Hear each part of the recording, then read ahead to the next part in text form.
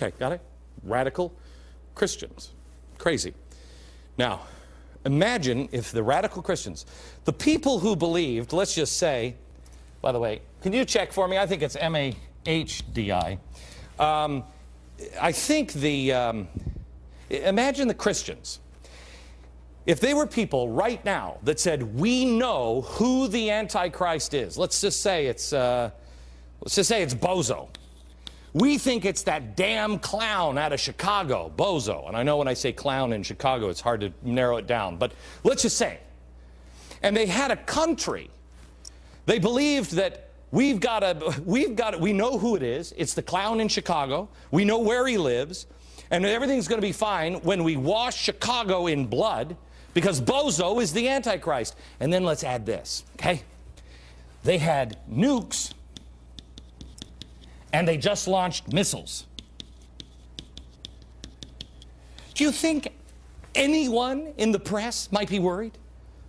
If the media would bother to learn about Ahmadinejad in context, perhaps they might pay a little closer attention. Maybe the president would say, okay, wait, there's some other things here that people don't understand. Now, here's the other volatile piece of this puzzle, and it is Israel. You have to think of this now as a leader in Israel. Iran, this guy, says they're going to wipe you off the map. Okay, what does Israel do? I think they're probably a little sensitive on rhetoric like this. I mean, they literally have had regimes trying to kill them and kill every Jewish person on the planet over and over and over again. It's not exactly far-fetched that some guy will say, we'll vaporize all Jews. Especially some guy who believes in the Mahdi. And he believes that there will be a global government in Babylon to destroy you and the little Satan, okay? It's not just this guy, because they'll say, well, hey, come on, he's just saying this. Really? Is that the courtesy that they give me? A guy without nukes? That I'm just saying this and it's not going to have any ramification? Let me ask you this question. Do you know who the Iranians, what side the Iranians were on back in World War II? Huh. Whose side were they? I have no idea who this old man is. Who is this guy? Anybody know? Heidegger. Okay. This guy, Heidegger, I've never seen a picture of him before. This is actually a German scholar, philosopher. One of Ahmadinejad's mentors, a guy who helped mold Ahmadinejad's beliefs, was this guy, German philosopher. He's a big intellectual, also a big anti-Semite, big anti-American from Germany. Who would have guessed that he hated the Jews? Every single technological step forward Iran takes, it merely gets a, well, there's that nut job again, whatever, from the media. And they move on. The media has buried the lead. That guy has influenced the mentor of Ahmadinejad. Again, whose side were they on in World War II? Germany's side. They were like this in World War II with the Germans. Ahmadinejad predicted a telling blow on February 11th. I don't know if anything's going to happen on February 11th. I have no idea. He's made a lot of threats. But the launch of the latest rocket should be a huge concern because it is another stepping stone on telling us how close we're getting to these guys. You have to ask yourself, do you believe Ahmadinejad? Do you believe this guy? Do you trust him? Do you believe this guy? Do you believe this guy even understands this guy? Do you think this guy is going to keep you safe from this guy? Does Israel think this guy is going to keep him safe from this guy? Look, I don't even know what to do at this point. I've been on this for 5 years saying, you've got to stop this guy now before it gets to this point, because now there's no good options left. Because another guy, do you have Netanyahu? This guy?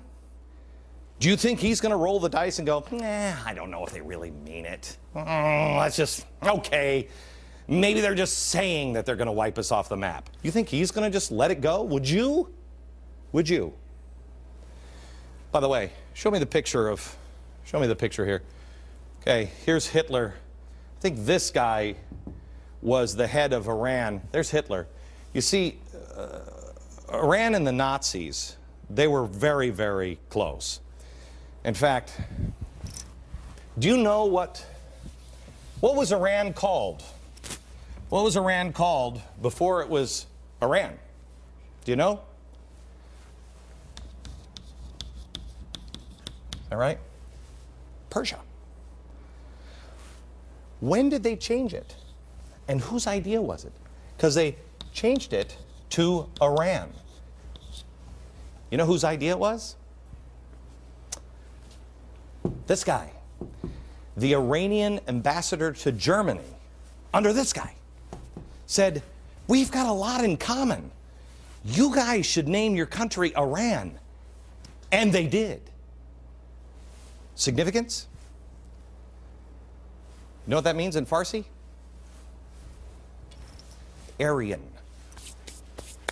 Back in a minute. Iran has said they've not launched the missile into space capable of carrying satellites. The question is, how close are they, if at all, of launching a nuclear missile? We have a guy from he's a professor of physics at UC Berkeley. He's the author of Physics for Future Presidents, Richard Muller. Richard, how are you, sir? I'm wonderful. Delighted to be here. I can't, well, there's two things I can't believe. I can't believe I have somebody from UC Berkeley, and he said, I'm delighted to be here. I have to tell you, I have read your book. It is fantastic. Everybody should read this book if you're interested in science at all and you're interested at all in the future. I will tell you this. I have great respect for you, even though I disagree, especially with your last chapter, like wholeheartedly.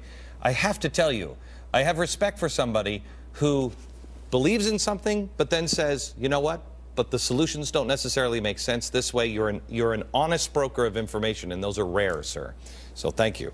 Thank you very much. Okay, I wanted to ask you about the missile launch, because they're saying they're launching satellites up, and actually I think they put, I'm not kidding, rats and worms into the top of the missile and launched it into space. How difficult is it to go now from a nuclear-tipped missile to the, from the worm and rat-based missile? Well, you'll remember in the United States, our early satellites were the size of a grapefruit, a long time before we could actually launch a human.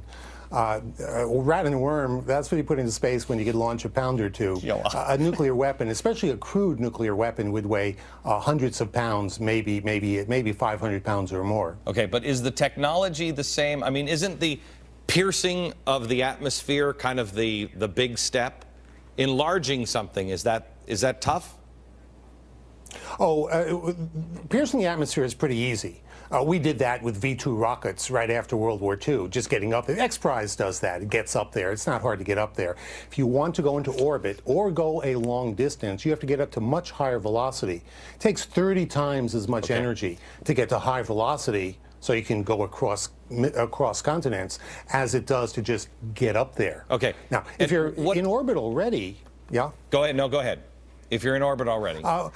If you can orbit a rat, you've launched a pound or two. If you're going to build a crude nuclear weapon, it's going to be quite heavy.